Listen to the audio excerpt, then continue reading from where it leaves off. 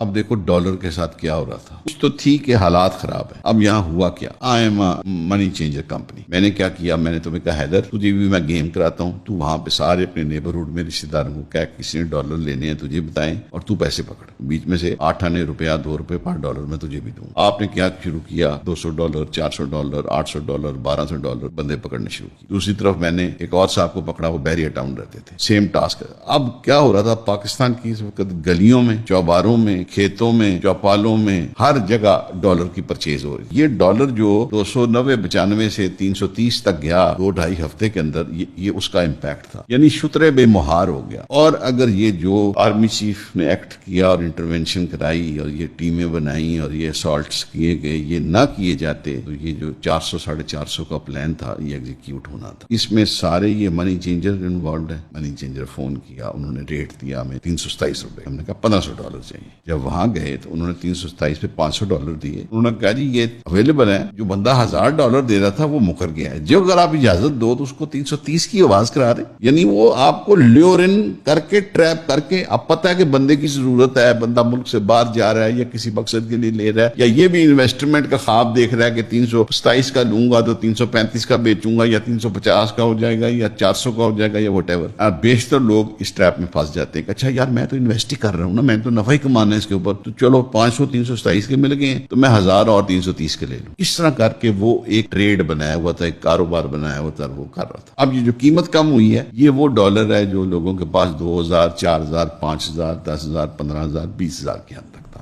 یا جو منی چینجروں نے جو ان کمپنیوں نے سٹاک کیا ہوا تھا, انہوں نے ڈرتے ہوئے دے دیا. اب جس نے $1,00,000 اٹھایا ہوا ہے, جس نے $2,00,000 لیا ہوا ہے, جس نے $5,00,000 لیا ہوا ہے, اس کو تو فرق نہیں پڑتا. ظاہر بات ہے وہ لوڈیڈ ہے پیسے سے. دوسرا اب وہ $1,00,000 $2,00,000 بیچنے کہاں جائے, آگے لینے والا کوئی نہیں, تو وہ پیسہ پڑا ہوا ہے. گورنمنٹ کو بیسیکلی اس پیسے تک پہنچنا ہے. ٹھیک ہے جی. اب سننے میں آ رہا ہے کہ ڈفرنٹ پالیسیز اور اسٹریٹجیز بن رہی ہیں. یہ سنا ہے جی کوئی $8 سے $10 ارب ہے پاک روپیز سے کنورٹ ہوا ڈالر کے اندر گیا. اب جب یہ پیسہ نکلا تو مارکیٹ کے اندر سے لکویڈیٹی بھی نکل گئی. لکویڈیٹی نکل گئی تو گاڑیاں نہیں بک رہی, ریئل اسٹیٹ نہیں بک رہی. اس ڈالر کی وجہ سے سارا باقی اکانومی کا بیڑا غرق ہوا. یہ ایک بڑا بینیفیشل قدم ہے, گو کہ یہ لانگ ٹرم والی چیز نہیں ہے, یہ پائیدار چیز نہیں ہے. بہت سٹرونگ کرٹیسزم آ رہا ہے اس کے اوپر. لیکن کیا فائدہ ہوا کہ یہ ایک تو یہ کم ہو گیا, جنرل پبلک کو پتہ لگ گیا کہ یہ ایک نو گو ایریا ہے, یہ کام نہیں کرنا. جو پیچھے ایک بھیڑ چال اور ایک دوڑ, ایک ریٹ ریس تھی, دیکھو نا ابھی تو 25 کروڑ میں سے 10 لاکھ نے, 20 لاکھ نے, 30 لاکھ نے ڈالر لیے تھے. جو ریمیننگ 24 کروڑ 70 لاکھ نے ارادہ کرنا تھا, کمر کس رہے تھے. اب تو گاؤں میں, دیہات میں, چھوٹے قصبوں میں, ہر جگہ یہ خبر اور نیوز پہنچ رہی تھی, اور یہ خود سپریڈ کر رہے تھے, اپنی آف شوٹس بنا رہے تھے, اپنے چھوٹے چھوٹے سب آفسز بنا رہے تھے. وہ سارا پروسیس رک گیا. کوئی بڑی بات نہیں ہے کہ اگر یہ گورنمنٹ ویجیلنس جاری رہی تو یہ 250 پہ آ کے یہاں پر کھڑا ہو جائے گا. یعنی اگر عام بندہ یہ ارادہ کرتا ہے ڈالر لینے کا تو اس کو شاید اندازہ نہیں ہے, بٹ وہ ایک طریقے سے نقصان کر رہا ہوتا ہے اکانومی کا, بربادی کر رہا ہوتا ہے.